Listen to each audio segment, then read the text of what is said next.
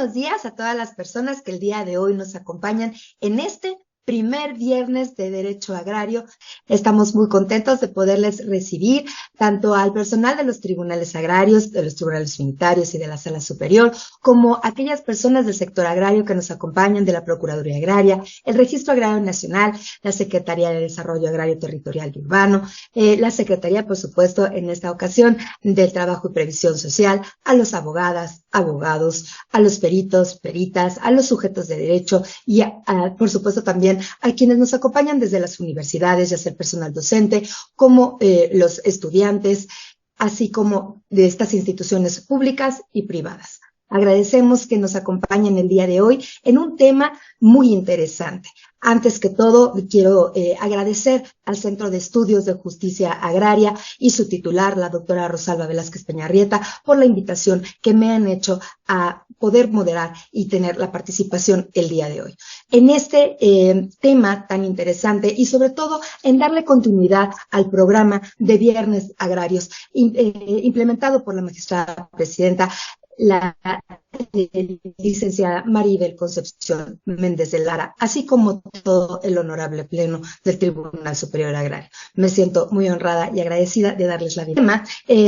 Muy interesante, muy novedoso y que es un parteaguas en la vida laboral de nuestro país. El día de hoy estaremos platicando acerca de la norma mexicana 25 de 2015 en igualdad laboral y no discriminación, que es un mecanismo de adopción voluntaria para reconocer a los centros de trabajo que cuentan con prácticas en materia de igualdad laboral y no discriminación, para favorecer así el desarrollo integral de las y los trabajadores. Para ello hemos invitado a un experto, a quien saludo y le doy la bienvenida, y me da mucho gusto recibirle a maestro Omar Nassif Estefan Fuentes, platicarles una breve síntesis de su interesante camino laboral y también de toda su semblanza curricular.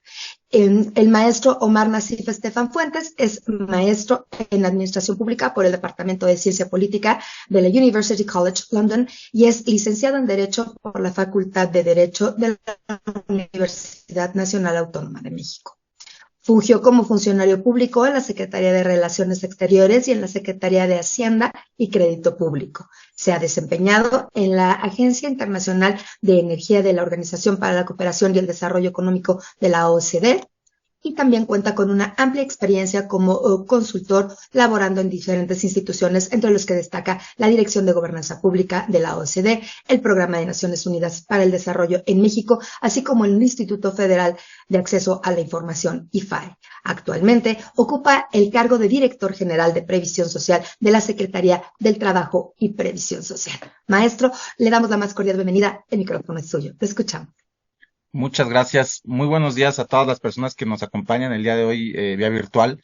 Muy buenos días también, magistrada María del Mar Salafranca. Mucho gusto acompañarlos y, por supuesto, muchísimo gusto también de acompañar y de recibir esta invitación de los tribunales agrarios para poder participar en estos foros y platicarles un poco sobre este ejercicio que tenemos en la Secretaría del Trabajo en conjunto con el INMujeres y el CONAPRED, que es la norma mexicana en igualdad laboral y no discriminación.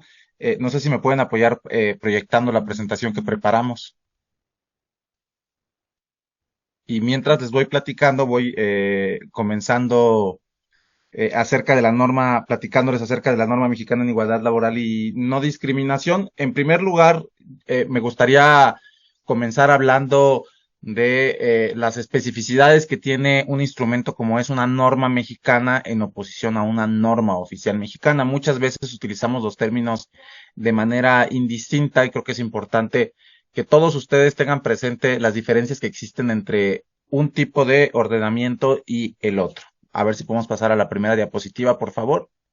En primer lugar, platicarles que una norma oficial mexicana es una regulación técnica de carácter regulatorio.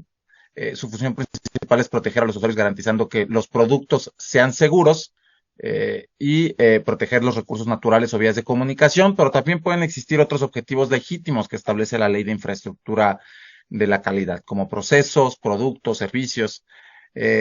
Pero también proteger a las personas de algún riesgo por el cual al cual pudieran estar expuestos, ¿no? Eh, Las normas oficiales mexicanas son todas emitidas por distintas dependencias del gobierno federal, de acuerdo a los productos de su competencia o áreas de su competencia, y están basadas en el consenso de los sectores integrados que se conforman en comités técnicos de normalización. En la Secretaría del Trabajo tenemos un comité técnico de normalización en materia de seguridad y salud en el trabajo y emitimos 45 normas oficiales ahora en materia de seguridad y salud en el trabajo. La última es la norma oficial mexicana en materia de teletrabajo, de la cual probablemente ustedes han escuchado hablar. A diferencia de las normas oficiales mexicanas, tenemos también las normas mexicanas. Y si me ayudan pasando a la siguiente diapositiva, por favor. Las normas mexicanas son estándares de aplicación voluntaria.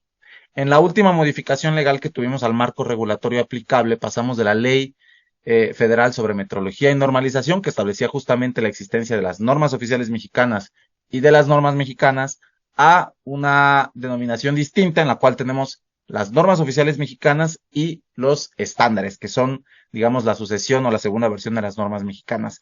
Nuestra norma de la cual vamos a platicar hoy es una norma de 2015 que se creó cuando todavía aplicaba la Ley Federal sobre Metrología y Normalización, por lo tanto se sigue llamando norma mexicana. Eventualmente, cuando haya una actualización de este instrumento, su nombre pasará a ser estándar, porque así ahora lo establece la Ley de Infraestructura de la Calidad. Pero entrando en detalle de las normas mexicanas, pues estas buscan establecer requisitos mínimos de calidad de productos y servicios con el objetivo de proteger y orientar a los consumidores. Prevén el uso común y repetido de reglas, especificaciones, atributos o características aplicables a un producto, proceso, servicio o método de producto u operación. Y estas, a diferencia de las normas oficiales mexicanas, pueden ser emitidas por distintas dependencias del gobierno federal que de igual manera se apegan a su marco normativo, pero tienen objetivos y características diferentes porque no necesariamente están acotados a los objetivos legítimos de normalización, como es el caso de las normas oficiales mexicanas. También las normas mexicanas pueden ser emitidas por organizaciones de índole privado y estas son aplicables en la medida en la que esos miembros de esas organizaciones pues deciden implementarlas, ¿no?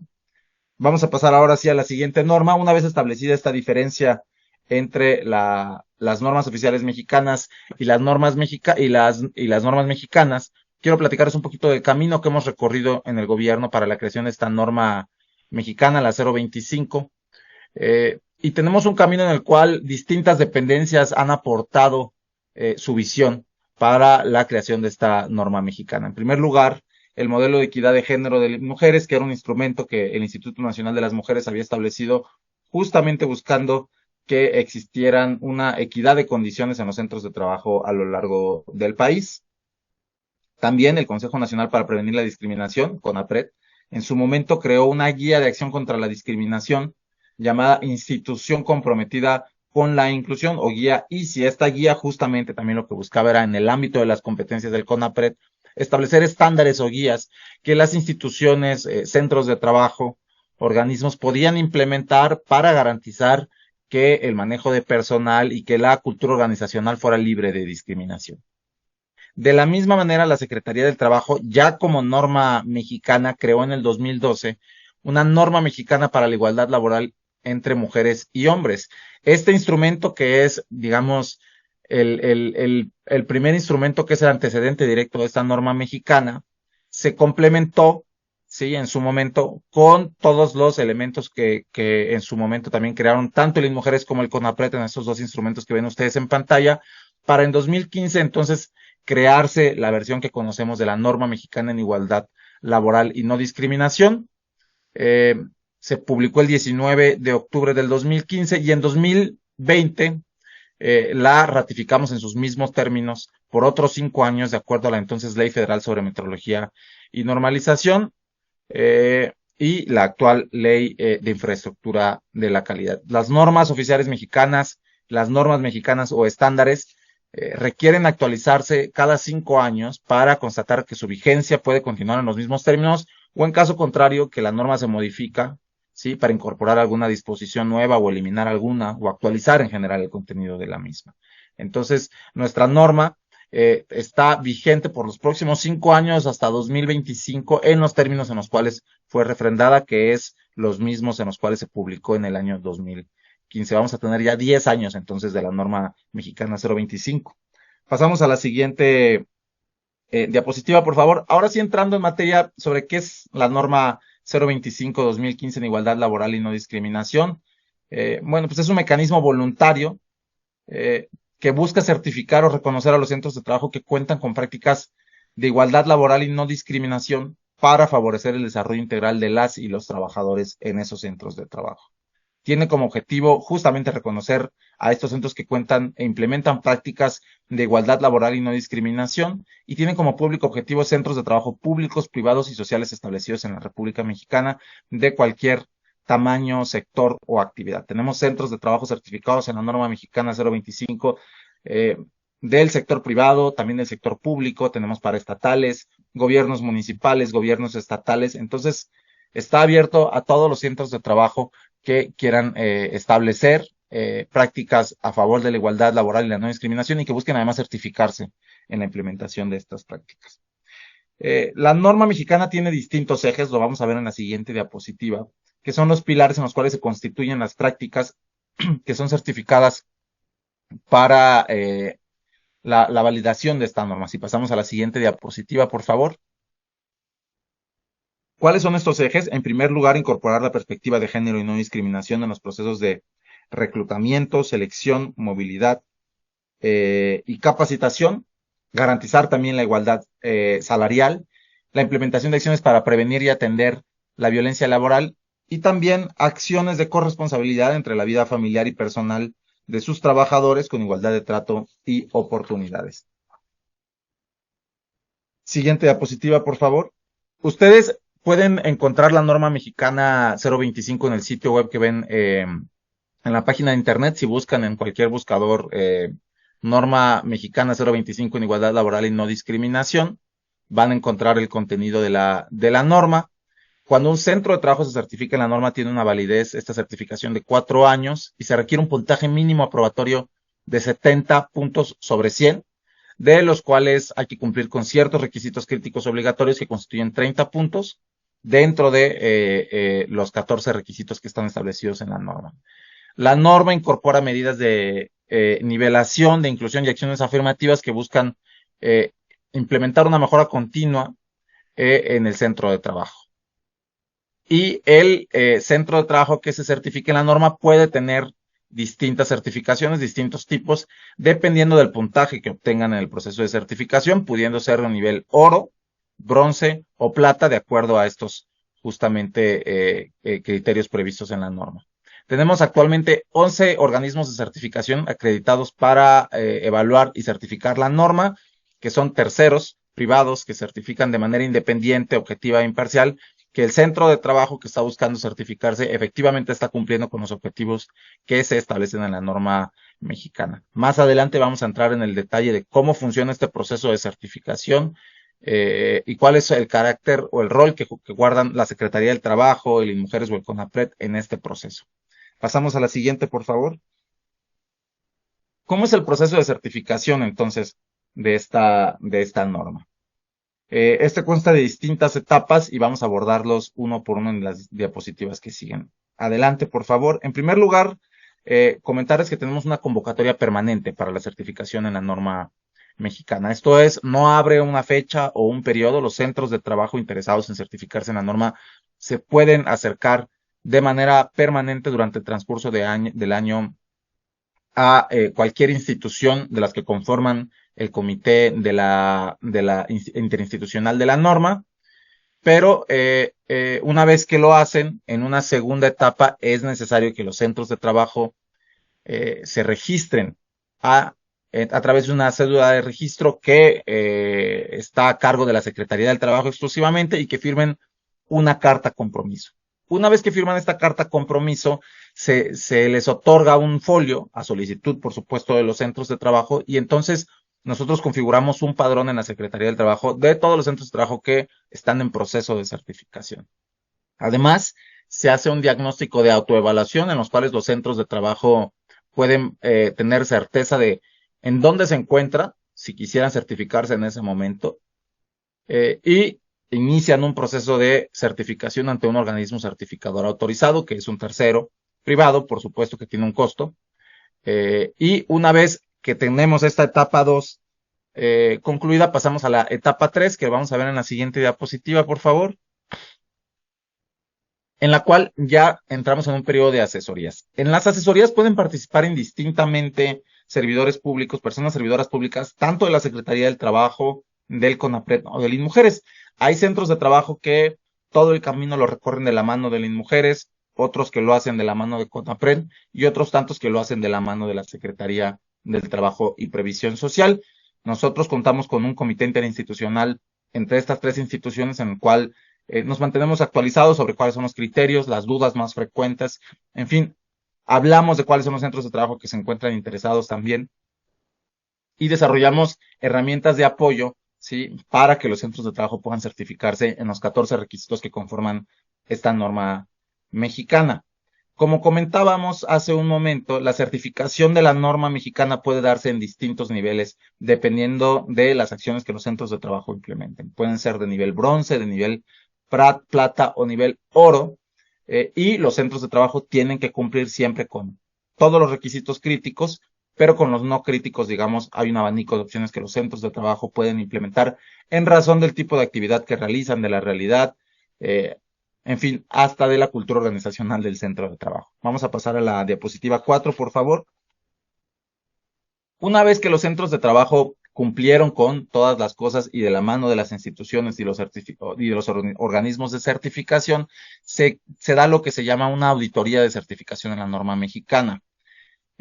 Previo a esta auditoría de certificación, los centros de trabajo requieren contar con una constancia de no incumplimiento a la Ley Federal del Trabajo que otorga la Procuraduría Federal de la Defensa del Trabajo o Profedet, y también con una constancia de no incumplimiento a la Ley Federal para prevenir y eliminar la discriminación en un correo que viene en el formato que nosotros les otorgamos. Y entonces contratan un organismo de certificación para que éste pueda acercarse y hacer esta auditoría y visitar el centro de trabajo, constatar que las prácticas son acordes a la norma mexicana y con base en esta auditoría de certificación, los centros de trabajo van a tener un resultado que impactará en el tipo de certificación que tienen.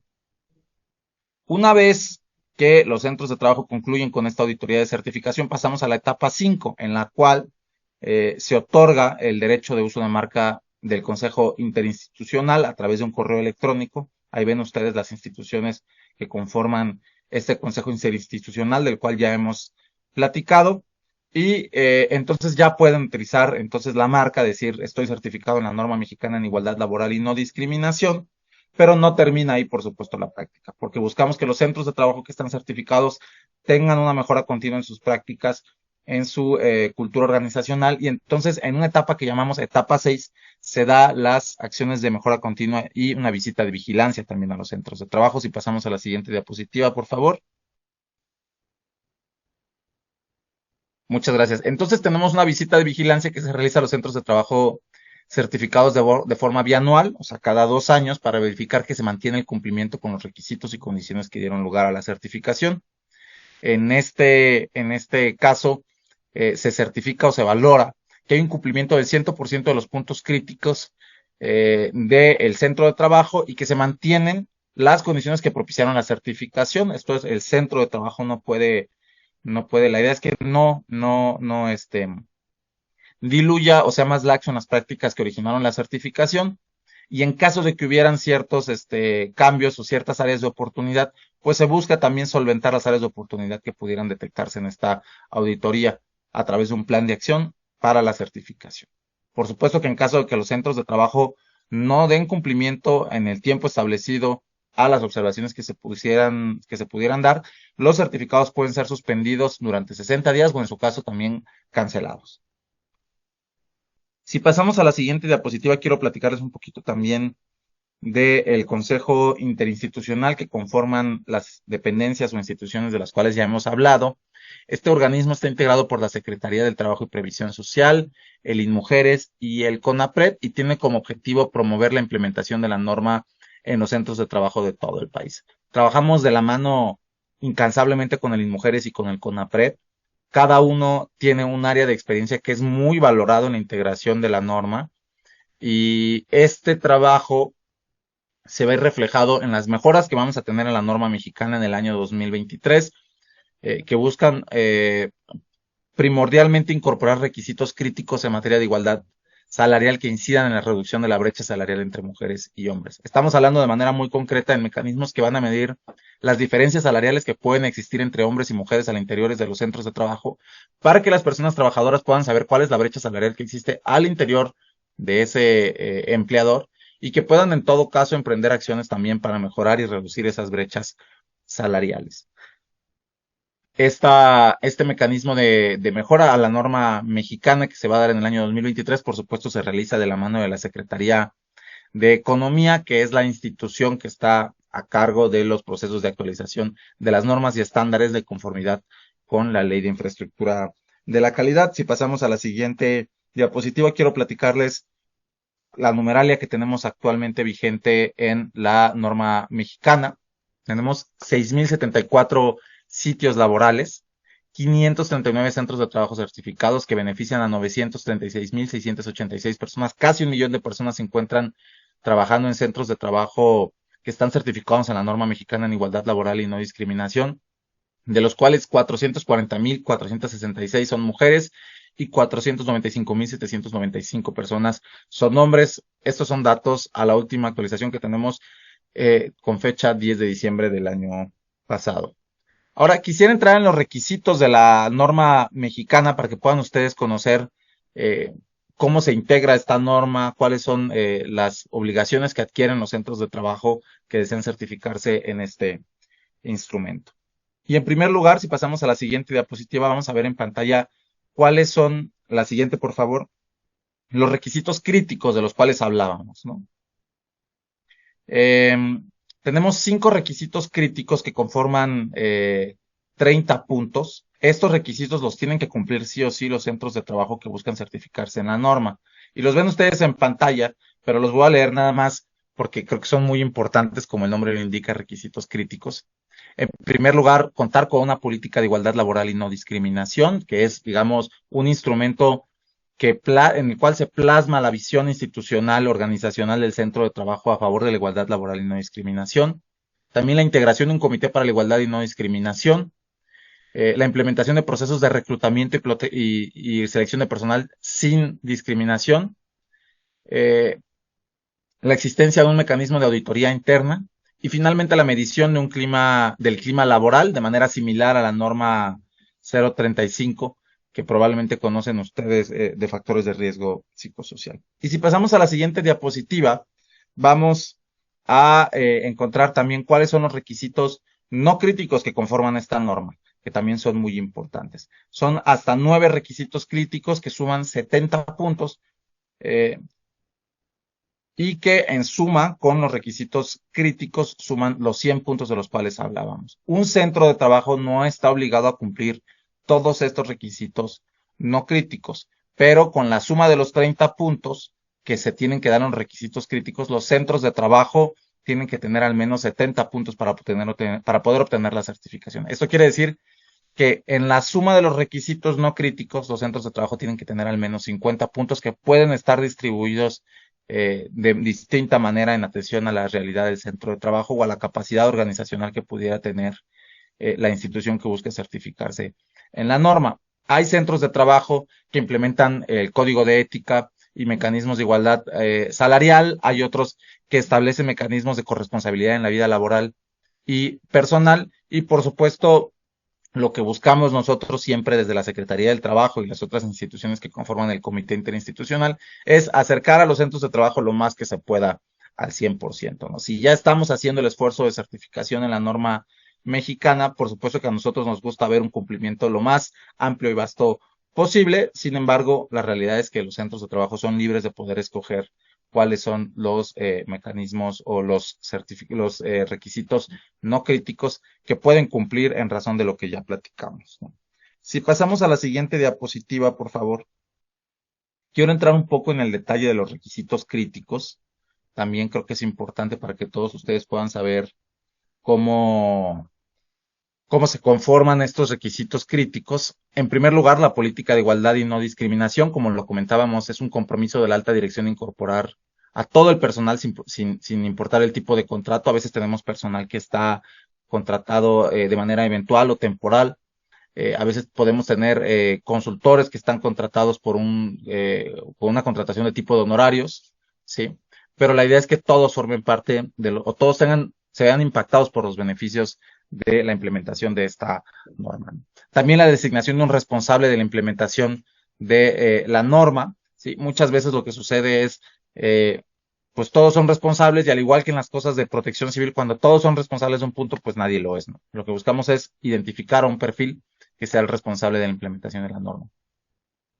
También un compromiso explícito de la difusión del mecanismo para prevenir, atender y sancionar las prácticas de discriminación y violencia laboral, la prohibición explícita de maltrato, violencia y segregación del personal entre él y entre el personal, y la prohibición de discriminación que se encuentra vinculada también con el código de ética, que es un requisito no crítico, como lo vimos en las diapositivas anteriores.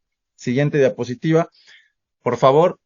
Otro de los requisitos críticos es justamente la constitución de un comité para la igualdad y no discriminación, que se conforma de un acta de instalación en la cual, digamos, formalizamos en un documento que se está creando este comité. Este documento, por supuesto, busquemos que está suscrito por la máxima autoridad del centro de trabajo. Se delinean cuáles son los lineamientos, funciones y responsabilidades de cada uno de los integrantes del comité. Se establecen lineamientos con un código de conducta que asegura la objetividad, imparcialidad y confidencialidad de los centros, de los conformantes del comité. Se busca que el comité esté integrado equitativamente por hombres y mujeres, de acuerdo al alcance de la auditoría, representación de las diversas áreas. Hay centros de trabajo que tienen una participación mayoritaria de hombres o de mujeres, pero en todo caso se busca que haya cierta, que sea equitativa, ¿no? La distribución. En caso de que los trabajadores sean menos de 20 personas, se deben asignar al menos 2 personas para dar seguimiento, y también se debe difundir por los medios accesibles y necesarios con lenguaje incluyente y no sexista para todo el personal que conforma el centro de trabajo. Pasamos al requisito 3, que se trata del proceso de reclutamiento y selección de personal, por favor. Si me ayudan pasando a la siguiente diapositiva. Bueno, el tercer punto es el proceso de reclutamiento y selección de personal. Justamente lo que busca es que los centros de trabajo en su contratación eh, integren mecanismos transversales, ¿sí? Que no discriminen en contra de algún tipo de persona en razón de su sexo, origen, etcétera, ¿no? Muchas veces cuando se hacen procesos de contratación se ponen, por ejemplo, típicamente edades, o se contratan mujeres, o se contratan hombres, eh, y lo que buscamos es eliminar estas prácticas discriminatorias que no tienen ningún sustento, ¿sí? Y que las personas tengan igualdad de trato y oportunidades en el acceso y permanencia en el empleo, ¿no? Como hablábamos, buscamos que en los anuncios de las vacantes sea una declaratoria de prohibición de solicitud de certificados médicos de no embarazo, de VIH y de cualquier otra expresión de discriminación. También contar con un catálogo de puestos o de salarios con perfiles y descripciones de puestos, un poco como lo hacemos en gobierno federal, muchas veces que los puestos tienen un catálogo en el cual se describen las funciones y que buscamos que sea con lenguaje incluyente y no discriminatorio. Pues lo mismo se busca para los centros de trabajo certificados en la norma mexicana. Y también contar con formatos o formularios para entrevistas, exámenes o evaluaciones de ingresos que sean libres de sesgos, sexistas y no discriminatorios. Siguiente diapositiva, por favor, pasamos a la diapositiva 4. Muchas gracias. Ahora, la auditoría interna es un mecanismo que se implementa, un mecanismo crítico que implementan los centros de trabajo y en el cual se busca que se genere evidencia y que se entregue este informe de auditoría suscrito por la máxima autoridad del centro de trabajo, que contemple los 14 requisitos establecidos, incluyendo la aplicación del requisito 5, que ahorita lo vamos a ver, que es la medición del clima laboral, ¿sí? Además, debe contar con planes de acción por parte de los auditores internos para la mejora de la eficacia de las prácticas de igualdad y no discriminación, como hablábamos, una mejora continua, en el cual se definan también las acciones y los recursos necesarios para la implementación de prácticas y acciones de igualdad laboral y no discriminación en el centro de trabajo, y también planes de acción ante cualquier desviación detectada durante la auditoría, es decir, una no conformidad cuando se dé en el caso de los centros de trabajo que buscan certificarse. Con esta auditoría interna lo que se busca es que los centros de trabajo tengan una mejora continua, que se involucren en sus procesos, ¿sí? Para que la norma no se quede como un mecanismo de implementación de una sola vez, sino que cree un círculo virtuoso en la cultura organizacional de los centros de trabajo para la igualdad laboral y la no discriminación. Y pasamos al requisito crítico número 5 sobre la medición del clima laboral y no discriminación en el centro de trabajo. Este cuestionario que lo aplica el organismo de certificación busca justamente que tengamos una idea clara de cuál es la percepción que tienen las personas trabajadoras en el centro del trabajo sobre el clima laboral y la no discriminación en este. Eh, una de las cosas más importantes de la norma es justamente cambiar la cultura organizacional. Y si no tenemos una idea o una retroalimentación de qué es lo que están pensando las personas trabajadoras del centro de trabajo, es difícil que esta realidad pueda cambiarse. Muchas veces, desde los niveles directivos, se tiene la percepción de que las cosas están bien, pero a la hora de la hora y que se evalúa el clima laboral, pues nos percatamos que hay ciertas prácticas de las cuales probablemente no sabíamos, ¿sí? Y que son contrarias a los principios de igualdad laboral y no discriminación. Con este requisito crítico se busca solventar este problema, se busca reducir los riesgos de poder desarrollar políticas organizacionales que no tomen en cuenta a las personas trabajadoras de las instituciones o empresas que buscan certificarse en la norma 025. Y pasamos entonces a los requisitos no críticos. Una vez que cumplimos con estos requisitos críticos, vamos a pasar a los no críticos que ven ustedes en pantalla. Uno de ellos es la existencia de un código de ética o equivalente que prohíba todo tipo de discriminación y sanciones, por supuesto que se encuentre vinculada con la política en la cual, la política que forma uno de los elementos críticos de la norma mexicana, que se implemente este código de ética, por supuesto. Y bueno, ya lo habíamos dicho que esté vinculada con el requisito crítico uno, que es la política de no discriminación. Pasamos a la siguiente diapositiva. Garantizar la igualdad laboral y otorgamiento de prestaciones y compensaciones al personal. Buscamos que los centros de trabajo tengan criterios de evaluación de puestos para fijación y aumento de salarios sin discriminación. Esto es, que respondan a criterios objetivos y no nada más a porque su tanito o menganito es mi cuate, ¿sí? Que muchas veces se da en los centros de trabajo. Para dos posiciones que desempeñan las mismas funciones, la idea es que tengan el mismo salario porque objetivamente lo merecen y no por consideraciones subjetivas o discriminatorias. Para ello también requerimos contar con un listado de puestos, categorías y salarios por sexo para poder tener una radiografía de cómo se integra, digamos, la nómina del centro de trabajo y las funciones que desempeñan las personas, así como la operación y procedimientos, manuales, lineamientos para la asignación de compensaciones y su implementación. Siguiente diapositiva. También un requisito no crítico muy importante, contar con procesos de ascenso y permanencia con igualdad de oportunidades. Muchas veces las personas ingresan a una empresa, a un centro de trabajo y no queda claro cuáles son las políticas o los procesos para ascender a un mejor puesto, a un mejor salario. Y la idea al transparentar estos procesos es que se disminuyan las brechas informativas que pueden existir entre un empleador y una persona trabajadora y que el proceso de tomas de decisiones sea justo porque es transparente y conocido por todos. Siguiente diapositiva, por favor. También procesos de formación, capacitación y adiestramiento en igualdad de oportunidades.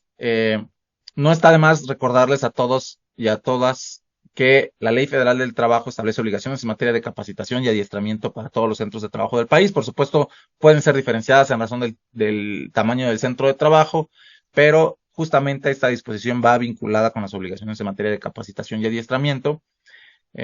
Y esta capacitación buscamos que sea durante la jornada laboral, como lo establece la Ley Federal del Trabajo, libre de sesgos sexistas o discriminatorios, que sean incluyentes y con perspectiva de género, ¿no? Un ejemplo muy claro es a veces las funciones de protección civil típicamente las desempeñan hombres, porque en los centros de trabajo se tiende a pensar que las mujeres no pueden desempeñarlas por alguna extraña razón. Entonces lo que buscamos es que esta capacitación se pueda dar de una manera objetiva, incluyente, no discriminatoria, pero también que cuando se trate de capacitaciones que van directamente relacionadas con las funciones sustantivas de los puestos, estas se den en igualdad de oportunidades, ¿no? A veces, por ejemplo, en el caso de empresas mineras del sector minero, se piensa que las mineras, en oposición a los mineros, no pueden desempeñar ciertas funciones y entonces la capacitación solo se abre para los hombres, ¿no? Entonces, este tipo de acciones discriminatorias se buscan eliminar porque no tienen un sustento de nueva cuenta objetivo. Y por supuesto que la participación y difusión de la capacitación sea accesible para todo el personal, que sean las mismas personas las que decidan si quieren o no tomar una capacitación y no por criterios sexistas o discriminatorios. Siguiente diapositiva, por favor.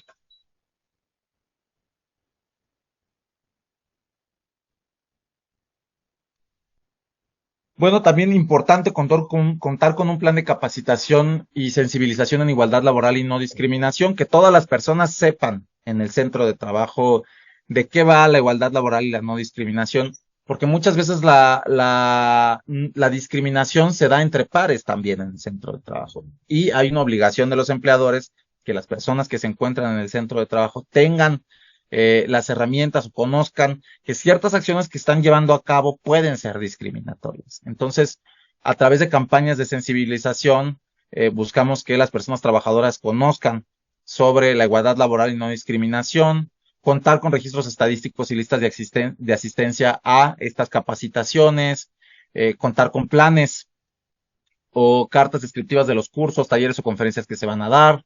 También buscamos que se dé un programa de capacitación específico al personal de recursos humanos y que todos estos cursos, capacitaciones se den, por supuesto, en temáticas en materias de igualdad laboral, de diversidad, de no discriminación, de derechos humanos y también de perspectiva de género.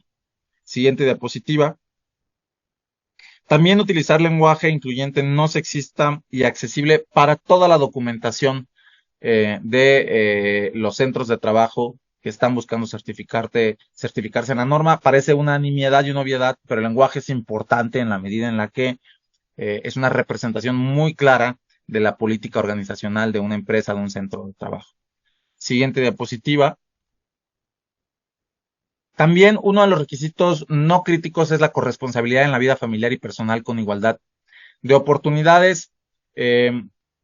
Uno de los elementos que conforman este requisito no crítico es la existencia de salas de lactancia, por ejemplo, que es una obligación que se encuentra en la Ley Federal del Trabajo de dar un par de horas al día, ¿sí? O contar con un espacio para la lactancia, ¿no? Entonces, dentro de los requisitos no críticos está esta alternativa para los centros de trabajo que puedan promover la lactancia materna a todo el personal y proporcionar oferta complementaria en el cuidado de menores, ¿no?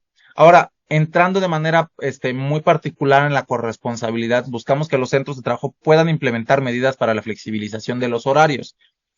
Por ejemplo, semanas de trabajo comprimidas, quizá una persona puede ir 4 días a la semana por tener una jornada de, no sé, 9 horas, o quizá nada más media hora para los alimentos y salir un poco más temprano, pero también pudieran implementarse medidas como el teletrabajo, licencias y permisos con y sin goce de sueldo para que tanto los hombres como las mujeres puedan participar en la crianza de los hijos y las hijas, ¿no? Muchas veces se piensa es que nada más las mujeres tienen que ir a la escuela y lo que buscamos es, no, también los padres de familia tienen el derecho y la obligación de participar en la crianza de los pequeños en el hogar y a través de estas medidas de flexibilización vamos a poder implementar o lograr este objetivo.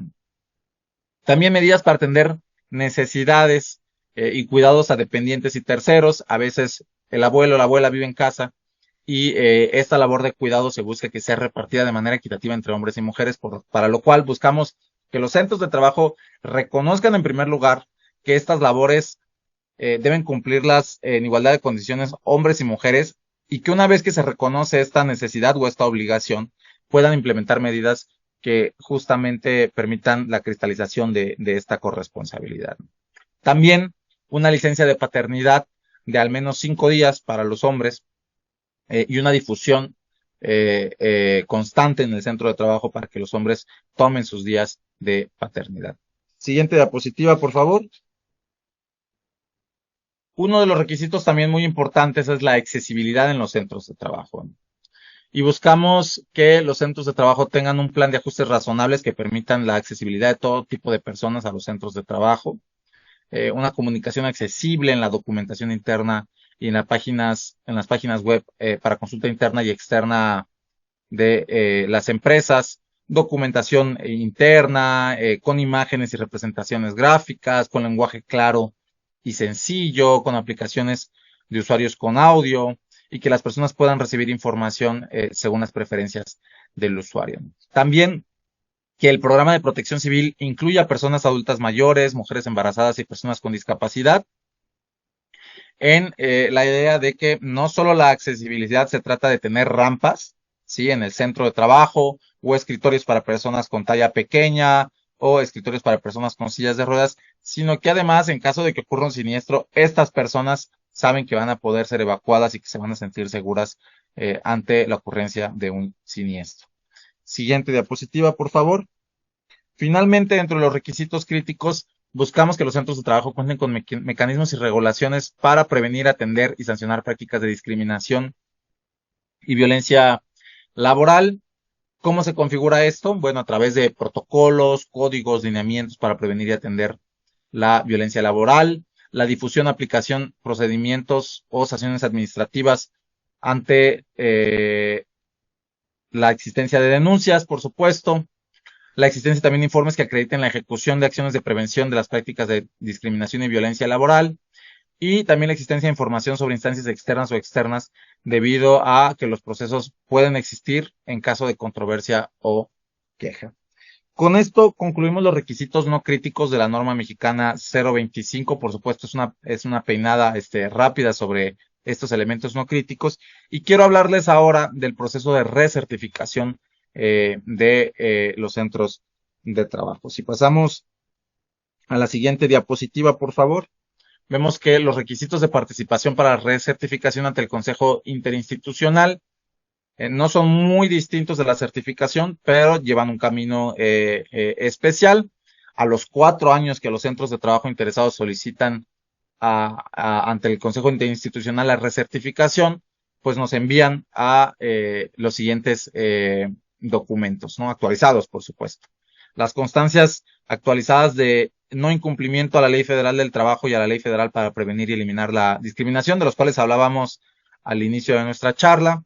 También que en caso de haber cambiado de razón social y el alcance, soliciten un nuevo folio de participación al Consejo Interinstitucional, adjuntando la solicitud de registro y carta de compromiso actualizadas. En caso que los centros de trabajo no se encuentren bajo este supuesto, solo se actualiza la solicitud de registro y carta compromiso. Y de nueva cuenta solicitar el uso de marca y manual de identidad gráfica de la norma mexicana, adjuntando copia de su nuevo certificado y solicitud en una hoja membretada y debidamente firmada por los responsables del centro de trabajo. La siguiente diapositiva también, por favor. ¿Cuál es el proceso para la evaluación de la conformidad de estas auditorías de recertificación por organismo certificado? Bueno, en la norma mexicana se establece que antes de que concluya la vigencia de los certificados, los organismos los centros de trabajo, las empresas pueden solicitar una recertificación a un organismo de certificación acreditado.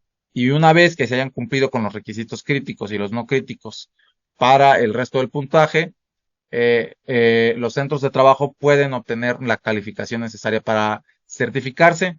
Buscamos que los centros de trabajo en este día de mejora continua tengan un aumento del 10% en la calificación final obtenida en la anterior auditoría. Esto es, si sacaron 70, que no se queden en 70, que puedan quizá llegar a un 77, por ejemplo. Este sería un ejemplo claro de cómo van subiendo. Y de 70 a 85 puntos, los centros de trabajo deberán comprobar una mejora continua en los requisitos no críticos, obteniendo 3 puntos más como mínimo en su recertificación, y los centros de trabajo que tienen de 86 a 100 puntos deben mantener al menos el mismo puntaje para obtener esta recertificación.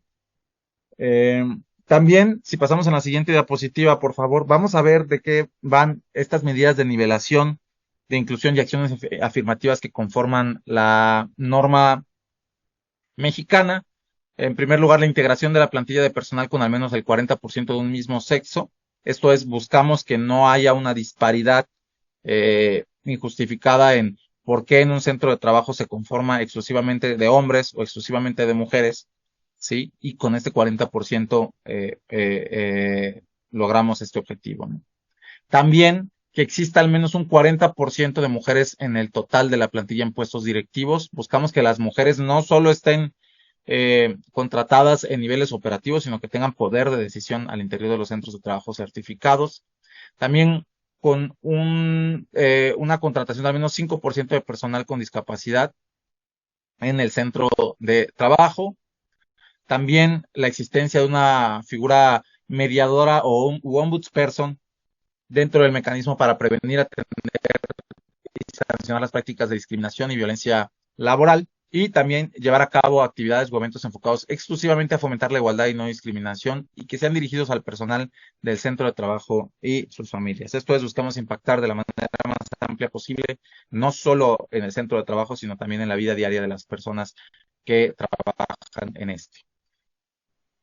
Si pasamos a la siguiente diapositiva, podemos ver cómo estas medidas de nivelación, de inclusión y acciones afirmativas nos pueden ayudar a lograr una certificación de distintos niveles. Dependiendo del puntaje, si tenemos más de tenemos cuatro medidas, perdón, obtenemos una certificación oro. Si para la plata también cuatro medidas y la bronce igual, creo que aquí hay un error en la presentación. Les explico brevemente. Si un centro de trabajo se certifica y tiene 70 puntos, tiene un certificado sin nivel, nada más de cumplimiento de la norma mexicana. De bronce, si tiene estos 70 puntos más al menos cuatro medidas, ¿sí? 5 medidas o más, obtendrían una certificación nivel plata, y oro, 6 medidas o más. Siguiente diapositiva, por favor. ¿Cuáles son los beneficios de la certificación en la norma mexicana? Muchas veces nos preguntan, bueno, ¿y por qué voy yo como centro de trabajo a cambiar toda mi cultura organizacional para poder estar certificado en la norma mexicana? En primer lugar, buscamos que los centros de trabajo tengan un respeto irrestricto a los derechos humanos y laborales de las personas trabajadoras. Por supuesto, esto es un impacto directo en las personas que están trabajando en el centro de trabajo. Pero además, cuando un centro de trabajo, una empresa se certifica en la norma mexicana, logra consolidar una cultura empresarial con sensibilidad de género, una cultura de respeto, igualdad de trato y de oportunidades. Y esto a su vez impacta en la disminución del ausentismo, de errores y accidentes de trabajo, en la constancia en las contrataciones, en la permanencia en las personas en los centros de trabajo. Y esto a su vez contribuye al mejoramiento del sistema financiero y laboral del centro de trabajo certificado, ¿no? En la medida que las personas están contentas con su empleo, pues son más productivas en su vida laboral, son mejores colegas, se quedan más en el centro de trabajo y por supuesto retenemos el talento de una manera mucho más sencilla.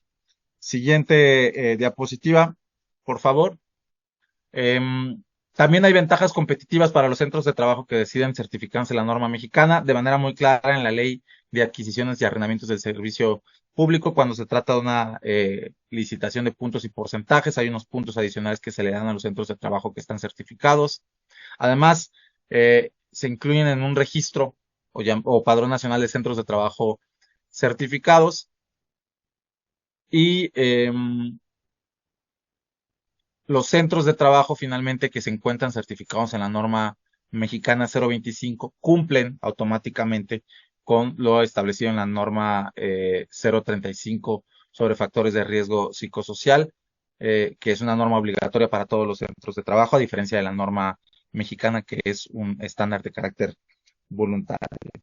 Y bueno, con esto concluyo mi participación, no sin antes agradecerle a la magistrada María del Mar Salafranca su moderación y por supuesto gustoso de escuchar sus dudas o comentarios sobre mi presentación. Muchas gracias.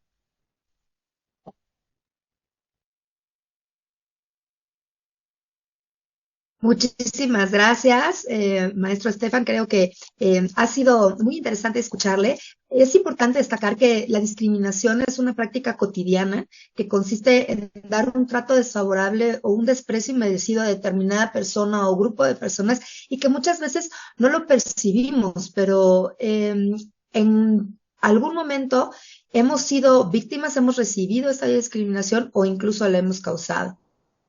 son víctimas de la discriminación, generalmente por sus características físicas o también pueden ser por su forma de vida, ya sea su origen étnico, su sexo, la edad, alguna discapacidad, su condición social o económica, también la condición de salud, la lengua, la religión, por sus propias opiniones, su estado civil, incluso por sus preferencias sexuales. Todos estos son algunos de los rasgos que pueden generar distinción, exclusión y que nos llevan a la restricción de derechos.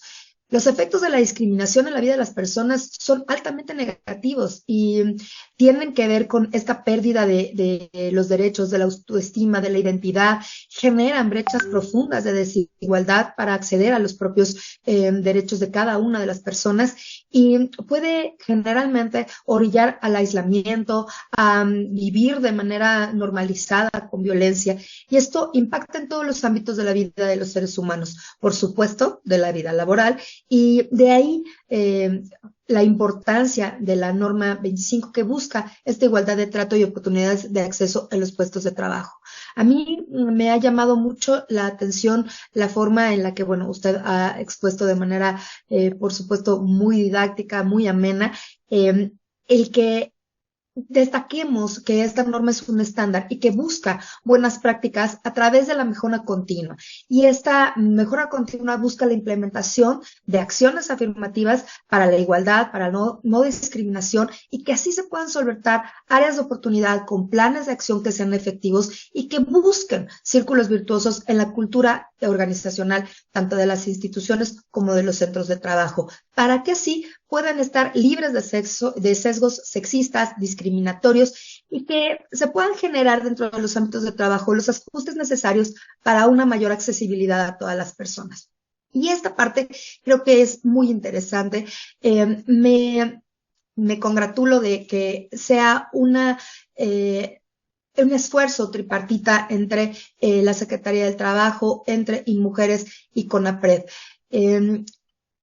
Si no decimos las cosas, si no vemos cada uno de las áreas de oportunidad que tenemos para mejorar, entonces pensaremos que todo lo hacemos bien y pensaremos que con hacer pequeñas prácticas hemos generado un cambio, pero el cambio debe de venir, por supuesto, de políticas públicas, de diferentes aplicaciones, de prácticas cotidianas en las instituciones, pero también tienen que venir de las personas, de cada uno de nosotros, de la forma en la que hablamos. De ahí la importancia de un lenguaje no sexista, de un lenguaje incluyente, también de la forma en la que todos podemos generar con pequeñas acciones un mundo en el que sea más inclusivo, en el que todas las personas puedan tener una mayor integración.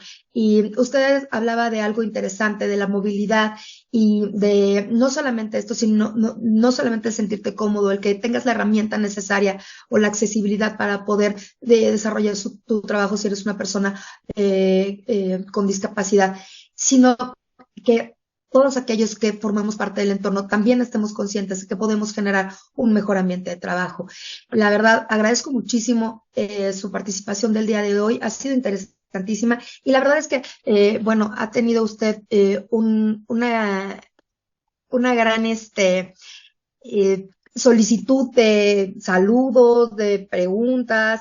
Le voy a dar alguna de las bienvenidas a los magistrados y las magistradas. Se encuentran presentes la magistrada Erika Lisset Reyes Morales del TUA 23 en Texcoco, el magistrado Rafael Gómez Medina del TUA 5, el magistrado Elías Vera Zúñiga del TUA 29, el magistrado Rafael Rodríguez del TUA 22, el magistrado Delfino Ramos del TUA 47, la magistrada Fabiola Hernández, la magistrada Ana Lili Olvera, el magistrado Jorge Gómez de Silva, el magistrado Rubén Gallardo, el magistrado Aldo Saúl Muñoz, la magistrada Imelda Carlos Basurto del TUA 15, del TUA 16 en Guadalajara, el magistrado Rafael García Zimmerman, la magistrada Blanca Zamudio, la magistrada Luz Rodríguez, también personal de los tribunales agrarios en Chihuahua, en Guadalajara, en Tuxtepec, en Mexicali, en Aguascalientes, en Toluca, en Puebla, Tabasco, Morelia, en Culiacán, en la Ciudad de México, en Zihuatanejo, en Guanajuato, y bueno, también mucha gente del Tribunal Superior Agrario, gente de Tuxtepec, de Chiapas, de Guerrero, de San Luis Potosí. También muchos saludos de diferentes oficinas y residencias del país, de la Procuraduría Agraria, de la Secretaría de Desarrollo Agrario Territorial y Urbano, del Registro Agrario Nacional, de Conagua, y también de diferentes universidades públicas, privadas, entre ellas el Centro Universitario de Costa Sur, la Universidad de Guanajuato. También tenemos personas que se conectan desde ejidos, hay saludos del ejido de Santiago Tlacopaca de Hidalgo, de Villa de Aquiles Cerdán en Pachuca, de los bienes comunales de Santa Cruz de Oaxaca, el ejido de La Garita de San Luis Potosí y los bienes comunales de TPG. Dentro de los comentarios y dentro de las preguntas que nos hacen, tenemos una en particular que le preguntan en cuánto tiempo se lleva a cabo para lograr la certificación y la validación y si esta es solo para dependencias gubernamentales. Si quiere le doy un conjunto de 3 y las vamos contestando como en bloques. Otra pregunta es, ¿cuáles serían las sanciones en caso de que no se respeten las normas de igualdad laboral y no discriminación? Y estas, ¿a dónde pueden reportarse? Si quiere, vamos contestando estas preguntas y vamos viendo otro bloque. Muchas gracias. Para la primera pregunta, tiempo. Bueno, depende también de la cultura organizacional que ya tenga un centro de trabajo. Si es un centro de trabajo, una empresa que está partiendo desde cero, pues obviamente el tiempo de implementación puede ser mayor. Normalmente estamos hablando de un periodo de 6 meses para los centros de trabajo que digamos tienen la camiseta puesta y que ya cumplen con alguna de las obligaciones de la norma, ¿no?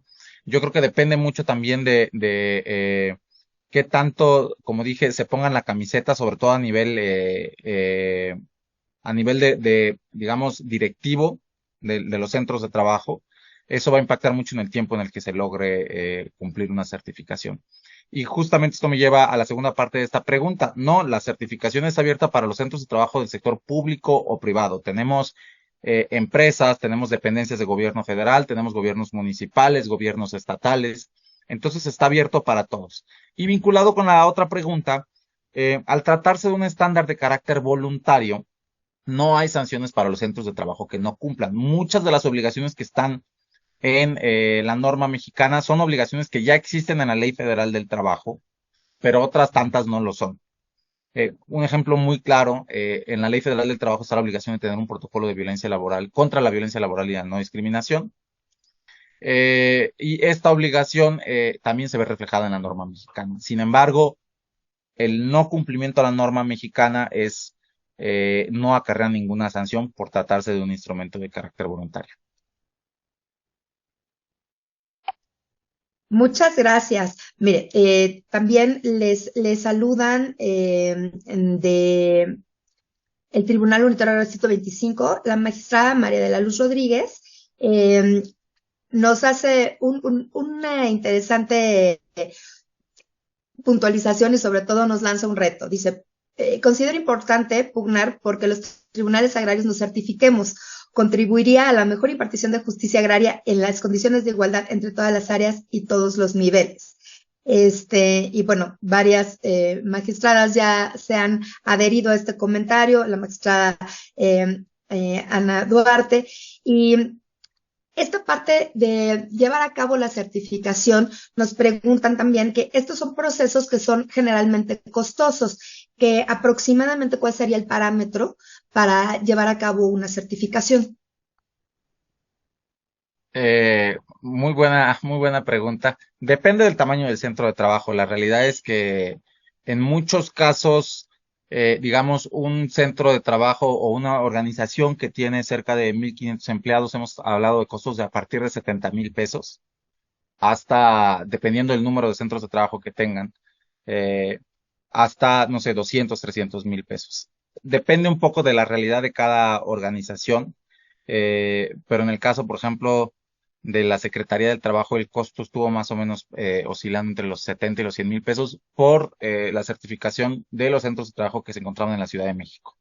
Entonces, para que tengan una idea, un parámetro. Sí es una inversión más que un gasto, porque creemos que impacta directamente en la vida de las personas trabajadoras y en el caso del sector público también de las personas usuarias de los servicios públicos, en la medida en la que las personas están sensibilizadas sobre temáticas de igualdad de género, de no discriminación. En el caso del tribunal agrario, por ejemplo, los tribunales agrarios, podríamos pensar en una impartición de justicia que tiene justamente una visión transversal de género, una visión transversal de no discriminación, y creo que eso es relevante y que impacta más allá de las personas que se encuentran trabajando en los tribunales, sino también a los usuarios a los cuales se les otorga justicia, ¿no? Sí, es muy importante la parte de la justicia incluyente para que los justiciables sientan esta accesibilidad, ¿no? En muchas ocasiones yo he tenido la oportunidad de atender a personas en audiencia que necesitan, por ejemplo, intérpretes en lengua de señas mexicana o que ahora incluso acaba de salir la nueva reforma a la ley para que podamos tener estos formatos de fácil lectura que puedan ser en sistema braille para las personas que así lo necesitan. Entonces, hay todo un conjunto de acciones que deben de tomarse en consideración, no solo intramuros, sino también a quienes son los receptores de estos servicios públicos. Tenemos más preguntas. Nos están, la magistrada María Antonieta Villegas de Puebla dice, ¿existe alguna iniciativa tendiente a ampliar la licencia a los padres para el cuidado de los hijos recién nacidos mayor a 5 días, ya que este es un periodo muy corto para la eficaz interacción intrafamiliar? Muchas gracias. Sí, hay actualmente una propuesta legislativa, me parece, en el Senado de la República que busca incrementar el número de días de la licencia de paternidad.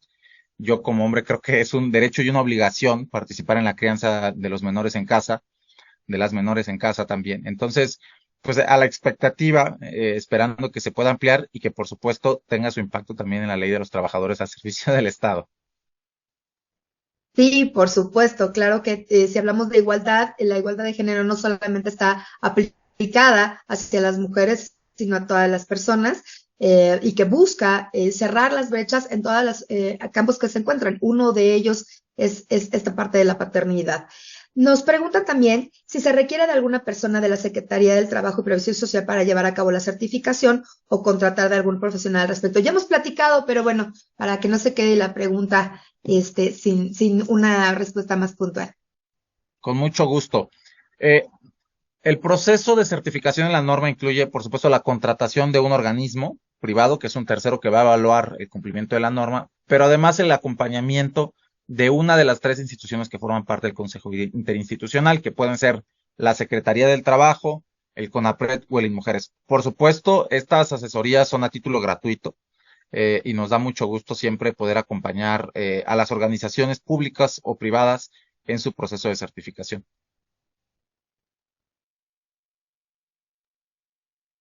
Muchas gracias. Dentro de la parte de la discriminación y dentro de la parte de la accesibilidad para las personas con discapacidad, existen distintos rubros o distintos grupos en los que se encuentran las discapacidades. No es lo mismo hablar de una discapacidad intelectual que una discapacidad motriz, que una discapacidad visual, que una discapacidad auditiva. Y generalmente, cuando se genera alguna acción para la inclusión de alguna de estas personas con discapacidad, eh, converge de manera contraria contra otra de las discapacidades, ¿no? Es decir, no solamente necesitamos que haya, como usted dijo, una rampa o una barra en el baño, ¿no? Eso a una persona con discapacidad auditiva o con discapacidad visual no le genera esta acción de inclusión o esta acción afirmativa. Pero, por ejemplo, se me antoja que las acciones que necesitan las personas con una discapacidad visual son contrarias exactamente a las que necesitan una persona con discapacidad auditiva, por ejemplo. Entonces, ¿de qué manera se busca la certificación para que no solamente se cumpla con una de estos rubros dentro de la discapacidad, que se me hace un tema que es demasiado amplio y que en realidad debería de ser, o sea, se ha buscado poner a todo el mundo como en este cajón, ¿no? De la discapacidad, cuando cada quien tendría que tener una distinta aplicación y un distinto trato y una distinta acción. Muchas gracias. Yo creo que es una pregunta muy importante y muy relevante y que me gustaría abordarla desde dos conceptos que creo que son muy importantes en materia de derechos humanos y no discriminación. Uno es el de los ajustes razonables y otro es el de las interseccionalidades. Cuando hablamos de ajustes razonables, hablamos de aquellas modificaciones que se pueden solicitar y que son razonables para su implementación por un sujeto obligado, el que sea, ¿no? En este caso estamos hablando de un patrón o un empleador. Efectivamente, la creación o la implementación, la construcción de una rampa pudiera entenderse que choca, ¿sí? Con los derechos de una persona con algún tipo de discapacidad visual, ¿no? Pero justamente al pensar en términos de interseccionalidad, pudiéramos pensar cómo de la misma manera pudiéramos quizá poner guías visuales para que una persona débil visual pudiera también utilizar estas rampas sin que fuera un peligro para su salud. Y en el segundo concepto de la interseccionalidad, pues muchas veces la discriminación vemos que tiene distintas caras y que una misma persona puede ser discriminada por distintas razones. Por ejemplo, una persona puede ser de alguna comunidad de la diversidad sexual, pero además ser indígena migrante, ¿no? Y entonces tenemos tres interseccionalidades que están ahí atravesadas en una persona y es imposible poner a una persona en una cajita para dar un tratamiento diferenciado en cada una de estas eh, capas, ¿no? Que pudieran o que pudieran resultar en discriminación. Por ello, lo que se busca a través de una visión interseccional es intentar considerar la mayoría de las vertientes en la cual una persona pudiera ser discriminada y ser consciente de que pudieran existir otras capas también que no necesariamente estamos viendo a simple vista, ¿no? Entonces, en la medida en la que reconocemos la interseccionalidad, podemos dar un trato diferenciado en la medida de lo posible e implementar ajustes razonables entonces en el centro de trabajo. Creo que también un punto importante para esto es la forma en la que cada 5 años se tiene que ir revisando la norma y así se pueden ir incorporando prácticas nuevas en este ensayo-error que se van y irlas ajustando y irla perfeccionando. En ese sentido, estamos cerca, ¿no? Digamos que faltan 2 años para la nueva actualización, ¿no? ¿Qué áreas de oportunidad se han identificado para la actualización de esta norma? Muchas gracias, magistrada. Yo creo que hay dos vertientes. Una es las actualizaciones que ha tenido la Ley Federal del Trabajo, que quizá cuando la norma mexicana se creó en el 2015, era de vanguardia porque, digamos, iba más allá de lo que establecía la Ley Federal del Trabajo, pero que en el transcurso del tiempo hemos visto afortunadamente que la Ley Federal del Trabajo ya alcanzó a la norma mexicana. Por ejemplo, hablábamos de la obligación de contar con un protocolo contra la violencia laboral, el acoso y el hostigamiento sexual en los centros de trabajo, que es una obligación que está en el artículo 132 de la Ley Federal del Trabajo. Cuando se creó la norma mexicana en su versión 2015, esa obligación no existía. Entonces, digamos, la redacción con la que cuenta la norma mexicana es similar, pero no es la misma. Entonces, vamos a armonizar, por supuesto, con esta y otras disposiciones que pudieran existir en la Ley Federal del Trabajo y que no están reflejadas en la norma. Pero además buscamos también seguir impulsando o empujando, digamos, la igualdad laboral y no discriminación en la norma como lo hemos hecho desde el inicio. En ese sentido, estamos contemplando incorporar en la nueva versión de la norma un mecanismo de medición de brecha salarial para que las personas trabajadoras puedan saber al interior de sus centros de trabajo cuál es la brecha salarial que existe, cuántos hombres y mujeres existen en el centro de trabajo, qué posiciones están ocupando, cuál es el salario promedio que tienen los hombres, cuál es el salario promedio que tienen las mujeres y en los puestos directivos cómo se están ocupando y cuáles son los salarios y las promociones a los que tienen acceso los hombres y mujeres. La idea es que esta transparencia pueda resultar en una visibilización de la discriminación que sufren miles de mujeres en nuestro país, ¿sí? Y que con esta visibilización, ¿sí? A su vez se puedan llevar a cabo acciones para reducir esas brechas. Entonces, estos son los dos caminos que estamos tomando y por donde vamos a transitar para la actualización de la norma.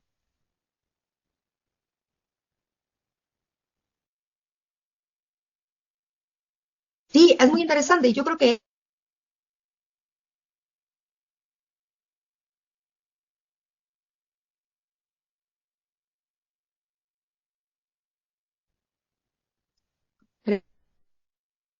que se me... Ahí escuchamos bien, magistrada. Ahí ya nos escuchamos. Sí, le hablaba dentro de su propia ponencia, usted nos comentaba que no solamente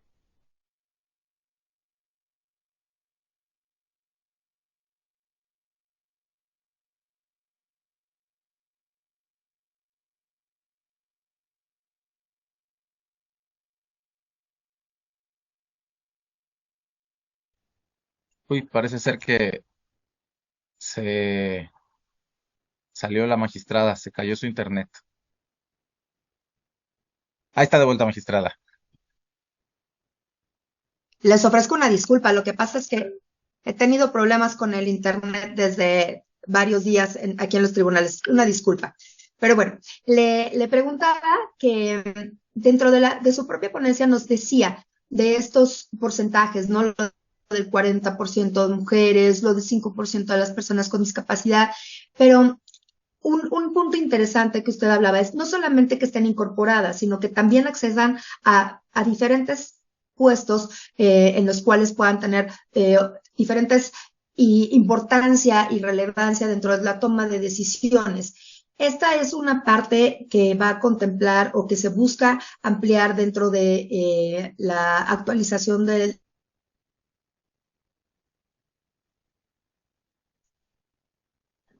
Eh,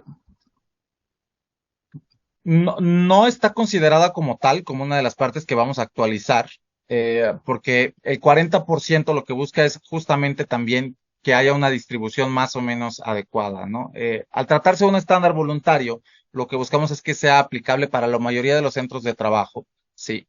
Pero vinculado con esta parte, sí estamos buscando que en estos mecanismos de medición de brecha salarial las personas trabajadoras conozcan la ocupación de los puestos directivos y cuáles son los salarios que tienen las personas en razón de su sexo, ¿sí? Hombres o mujeres en estos puestos directivos. Entonces, si nos imagináramos cómo se vería eso, es, bueno, tenemos 10 personas en puestos directivos, 5 hombres, 5 mujeres, ¿sí?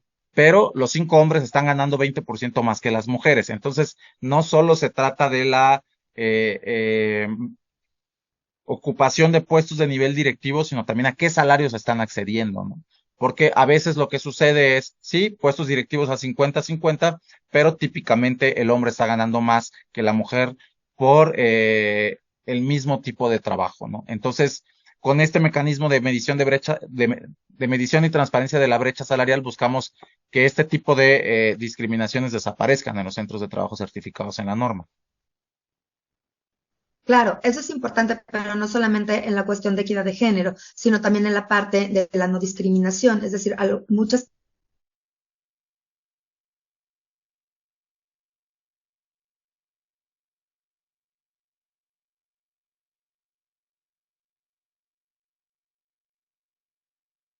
que ya están incluidas las personas que tienen alguna discapacidad. Entonces, que también puedan tener un escalafón, que también puedan tener una expectativa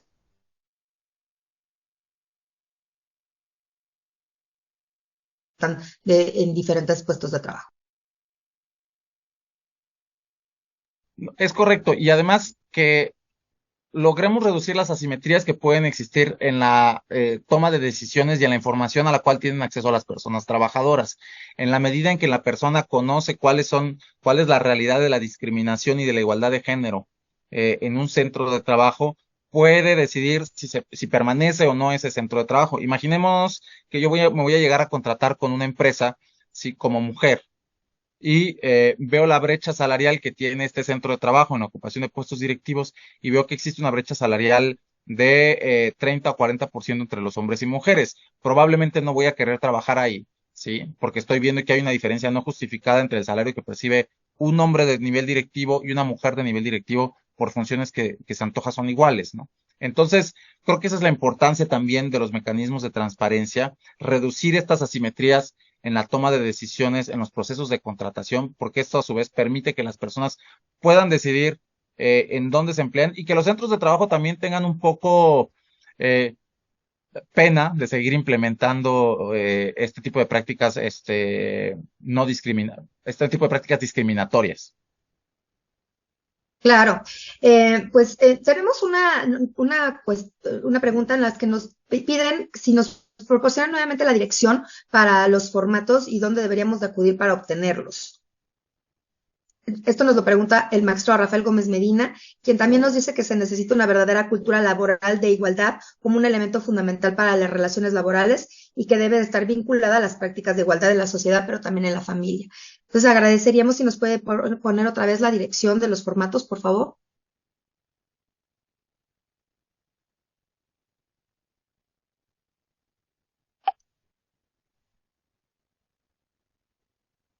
Me parece que está en silencio, maestro. No lo escuchamos. Es correcto, perdón. Muchas gracias. No, estoy buscando aquí el correo electrónico. A ver, le voy a pedir a mi equipo si me lo puede dar, porque tenemos varios.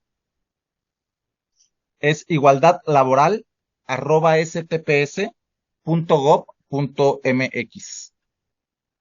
Perfecto. Igualdadlaboral@stps.gov.mx. Muchísimas gracias, maestro. Pues tiene muchísimas felicitaciones, tiene muchos comentarios, los cuales me gustaría poderle hacer llegar vía correo electrónico para que usted los pueda ver. Y agradecería que el Centro de Estudios de Justicia Agraria nos ayudara a proyectar el reconocimiento que le ha firmado la magistrada presidenta. Bueno, ahí podemos ver cómo a través del Tribunal Superior Agrario y el Centro de Estudios de Justicia Agraria y Capacitación, doctor Sergio García Ramírez otorga el reconocimiento al maestro Omar Nasif Estefan Fuentes, director general de Previsión Social de la Secretaría del Trabajo y Previsión Social, en mérito a su destacada disertación en el tema la norma mexicana NMX R025 SCFI 2015 en igualdad laboral y no discriminación, la cual contribuyó a la difusión del derecho agrario y disciplinas afines. Está firmado por la magistrada presidenta del Tribunal Superior Agrario, la licenciada Maribel Concepción Méndez de Lara.